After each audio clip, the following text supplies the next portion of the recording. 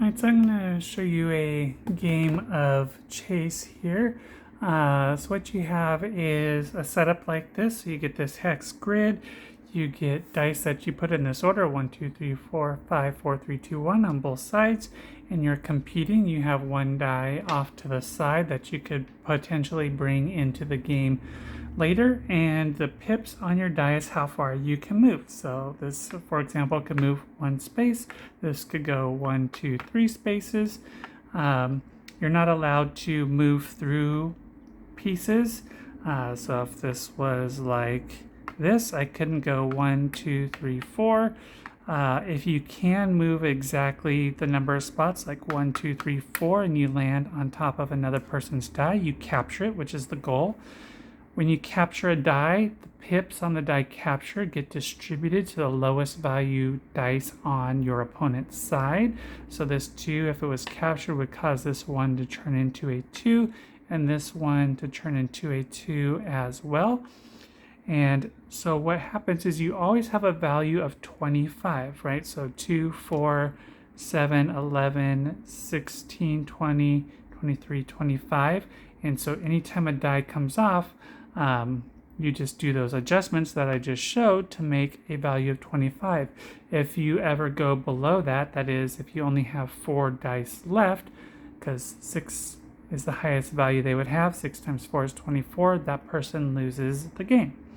And so that's what you're trying to do. And so again, obviously, as the pips increase on the dice, you have less control. You're going to be shooting all over the place in really far distances, which makes it harder to do more intricate moves, but you might be able to do some pretty neat things doing that. Other things you can do in this game is ricochet. So if I had a die here and I was going to go in this direction, I could go 1, 2, ricochet off the back wall, 3, 4. So this kind of like doo-doo. And so that's one thing that can happen. And you have also, you can go through, these sides are open. So this die, if it was here, could go 1 and then travel through 2, 3. So it wraps around. Or if it was moving in an angle from here, it could go 1 and then you find the corresponding side, 2, 3. So it kind of loops around in the same direction. So that's something else that can happen.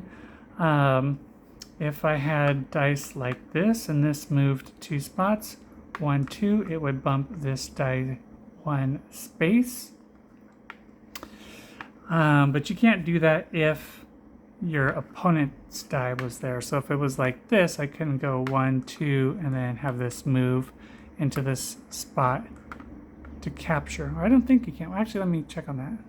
My mistake, that would work. So if I went 1, 2, that would bump this into this space, which would capture that die. Again, those 3 pips would then be distributed first to the lowest value die. So that would be 2 and 2. And then the third one would go to any of these 2s, whichever one you wanted. And of course, they might be in different spots on the board.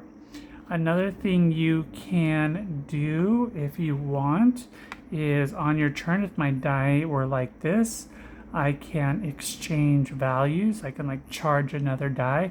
So I could like take this 2 and reduce it to a 1 and then turn this 3 into a 4. That's my turn. I'm just changing the values, but I can do that if I want to. Likewise, if it was like this, I could drop this 4 down to a 2, losing 2 pip values here, meaning I could increase this one by 2 pip values, making it a 3. And so on and so forth. You can never move through this space, so I couldn't go 1, 2, 3. That is not possible to do. And let's see.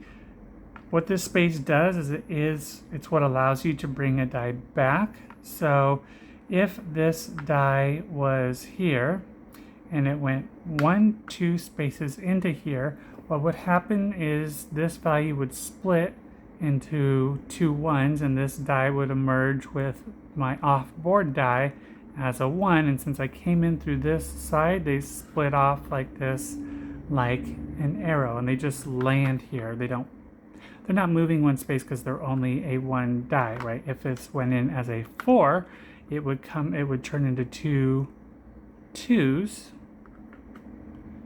right? And then it would just come out as 2s, and I'd have 2 2s on the board. Now, had it been like this, imagine this was the thing. So I went 1, 2, or it says here, I went 1, 2, 3, 4. This would turn into 2 2s. They would pop out, and this die would be captured from that move. And now I would have another die to work with on the board. So that's kind of how movement works in the game. You do have these extra dice, so you just roll them to see who goes first. So in this case, red rolled highest, they went first.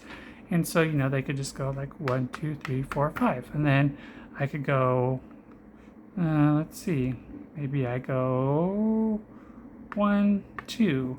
And then they might go 1, 2, 3, 4. And I could go 1, 2, 3. And they could go 1, 2, 3, 4 and capture that die. And then I could go 1, 2 and capture that die. And they could go 1, 2, and maybe I go 1, 2, and they go 1, 2, 3. I'm just randomly kind of doing stuff here. And maybe I go 1, 2, 3, and then they go 1, and I go, so 1, 2 over here, but then I could allow them to go 1, 2 and take that die, so that probably wasn't very smart. And then I could go 1, 2, 3, and they might go 1, 2 over here. Let's see. I'll just go 1, and they can go 1, 2, 3, and I'll go 1, 2, 3, 4, 5, and I'll go 1, 2, and then I'll go 1, 2, 3. They'll take this die and they'll charge this to a 3, which means this has to go down to a 4, and I just realized I'm not adding the pips back onto the dice like I'm supposed to be doing. So I think a 2 is originally off. So this should be 25 value pips. So there's 8, 9, 10, 11, 12, 13, 14, 15, 16, 17, 18. So they need 7 more pips. So let's start with the list. 1, 2, 3, 4, 5, 6, 7. That should be 25. Let's see, 4, 7, 10, 18, 19, 20, 21, 22, yep, 25. They've lost, what they have, so they have 8, 9, 10, 11, 12, 13, 14, 15, 16, 17, 18, 19. So they need 6 more. So 1, 2, 3, 4, 5, and we'll go, I don't know, we'll go 6. All right. So I don't know where I was. We'll just go 1, 2, 3. Capture that die. 4 need to be distributed. So we got 1 over here. So on. So all that kind of stuff happens. If that didn't happen, the reason why I did the charge here is because then it could go 1, 2, 3 to land in there. So what would happen is this would get split to a 1 and a 2. So. And then the higher value, I believe, always goes to the left side from whichever way it went in. So the 2 would go there and the 1 would go there. And then it would be blue's turn. And so anyway, you should get the idea of what's going on here. 1, 2, 3 over there, right? 1, 2, 3, 4. 1, 2, 3, 4. And then that could go to a 2 and a 2. It comes out here, which bumps that die like that. And you just go again until you have one person with only 4 dice left, and those 4 dice should be at value 6. That's basically how it works.